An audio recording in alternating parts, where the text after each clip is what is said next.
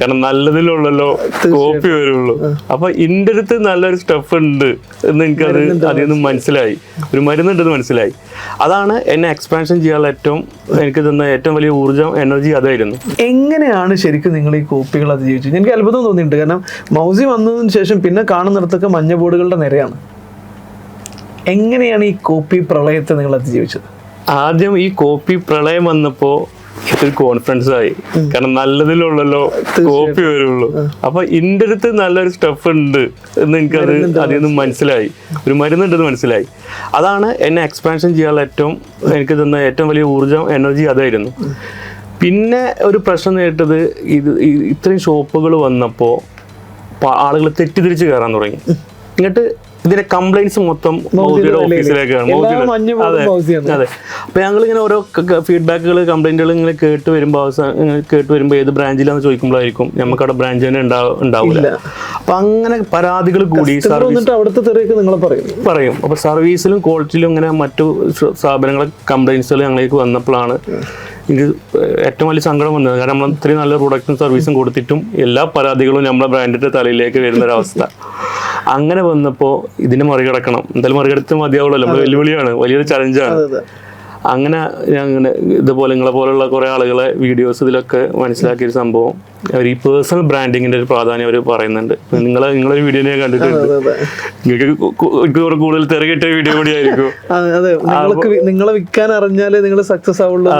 അതെ. അപ്പൊ അതിൽ നിങ്ങൾ പറയുന്നൊരു സാധനം ഉണ്ട്, ഈ പേഴ്സണൽ ബ്രാൻഡിങ് നമ്മൾ ബ്രാൻഡിന്റെ ഫേസ് ആണ്, ട്രസ്റ്റ് ആണ്, വിശ്വാസമാണ്.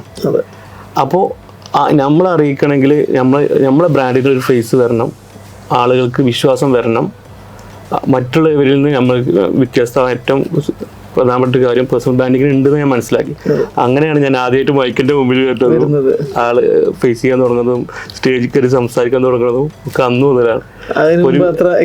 ഇല്ലല്ല.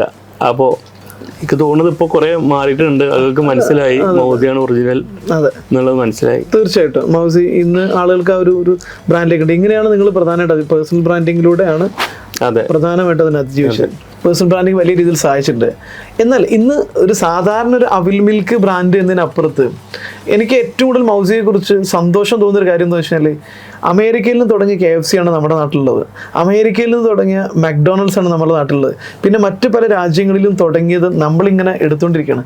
എന്നാലേ അഭിമാനം എന്ന് പറയാം, മലപ്പുറത്ത് നിന്ന് പെരിന്തൽമണ്ണയിൽ നിന്നൊരു ബ്രാൻഡ് വിദേശ രാജ്യങ്ങളിൽ പോയിട്ട് വലിയ ബ്രാൻഡായിക്കൊണ്ടിരിക്കുന്നു. അങ്ങനെ എടുത്ത് പറയുമ്പോൾ ഇവിടുന്ന് തുടങ്ങിയിട്ടൊരു ഗ്ലോബൽ ബ്രാൻഡ് എന്ന് പറയുന്നത്, ഇപ്പോൾ ഞങ്ങൾ ഓൺടർപ്രണേഴ്സിനൊക്കെ ഡെവലപ്പ് ചെയ്യുന്നതിൽ പ്രധാനപ്പെട്ട മിഷൻ അതാണ്, എന്തുകൊണ്ട് കേരളത്തിൽ ഒരു ഗ്ലോബൽ ബിസിനസ് ഫേസ് ആക്കിക്കൂടാ എന്നുള്ളത്. അപ്പോൾ തീർച്ചയായിട്ടും അത് എളുപ്പമൊന്നുമല്ല. നിങ്ങൾ ബിസിനസ് സ്കെയിലപ്പ് ചെയ്യുന്നതിൽ കുറേ വെല്ലുവിളികളുണ്ടാവും. പ്രത്യേകിച്ചും ഇതിൽ ഏറ്റവും വലിയ വെല്ലുവിളി ഞാൻ മനസ്സിലാക്കുന്നത്, കേരളത്തിൽ നിന്നുള്ളൊരു ഫുഡാണ് നിങ്ങൾ അവിടെ കൊണ്ടുപോകുന്നത്. ബനാന, അല്ലെങ്കിൽ കേരളം പോലെ ട്രോപ്പിക്കൽ ക്ലൈമറ്റിലുള്ള ഫുഡുകളാണ് ബനാന പോലുള്ള സാധനങ്ങളൊക്കെ. ഈ സാധനത്തെ GCC പോലുള്ളൊരു ഡ്രൈ ടെറൈനിലേക്ക് കൊണ്ടുപോകുമ്പോൾ ആ ക്വാളിറ്റിയും ആ സംഗതിയൊക്കെ മെയിൻറ്റെയിൻ ചെയ്യാന്ന് പറഞ്ഞാൽ അത്ര ഈസി ഒന്നല്ല. നിങ്ങൾ എങ്ങനെയാണ് ആ സോഴ്സിങ്ങിനെ കൃത്യമായിട്ട് മാനേജ് ചെയ്തത്? എന്താണ് അവിടെ നിങ്ങൾ ഉപയോഗിച്ച ആ സ്കെയിലപ്പിൽ ഈ ക്വാളിറ്റി മെയിൻറ്റെയിൻ ചെയ്യാൻ ഉപയോഗിച്ച സ്ട്രാറ്റജി എന്താണ്? മറ്റൊന്നുമല്ല, നമുക്ക് ആദ്യം ഞങ്ങളൊരു ഇതുണ്ടായിരുന്നു, നമ്മള് മലപ്പുറത്ത് അവിൽ മിൽക്ക് എങ്ങനെ കൊടുക്കുന്നത് അതേപോലെ തന്നെ GCCയിലാണെങ്കിലും പുറത്തുള്ള രാജ്യങ്ങളിലാണെങ്കിലും കൊടുക്കണം. അതിൽ നമ്മളെ നാട്ടിലത്തെ ചെറുപഴം കൊണ്ട്, മൈസൂർ പഴം കൊണ്ട് തന്നെ ഇത് സെർവ് ചെയ്യണം, അങ്ങനത്തെ ഒരു ഉദ്ദേശം ഉണ്ടായിരുന്നു. അതിന് ഞങ്ങൾ ഇപ്പോൾ കൊണ്ടോട്ടിയിലൊരു ടീമിനെ ഏൽപ്പിച്ച് പഴവരി ഫ്ലൈറ്റിൽ കയറ്റി വിടും, ആഴ്ചയിൽ 3 ദിവസം ഡെലിവറി വരും. പിന്നെ അവിൽ ഇവിടുത്തെ ടീമിനെ ഏൽപ്പിച്ച് അവർ കൊടുക്കും, ഞങ്ങൾ അവിടുന്ന് അതിനെ ഫ്രൈഡ് ചെയ്യും. ആ രീതിയിൽ തന്നെ നമ്മൾ ക്വാളിറ്റി മെയിൻറ്റെയിൻ ചെയ്യാൻ ശ്രമിച്ചിട്ടുണ്ട്. എത്ര രാജ്യത്തൊക്കെയാണ് ഇപ്പോൾ മൗസിക്ക് ഓപ്പറേഷൻസ് ഉള്ളത്? ഇപ്പം 4 രാജ്യങ്ങളിലാണ് ഓപ്പറേഷൻസ് ഉള്ളത്. ഏതൊക്കെ രാജ്യങ്ങളിലാണ്? India, UAE, Saudi, Qatar.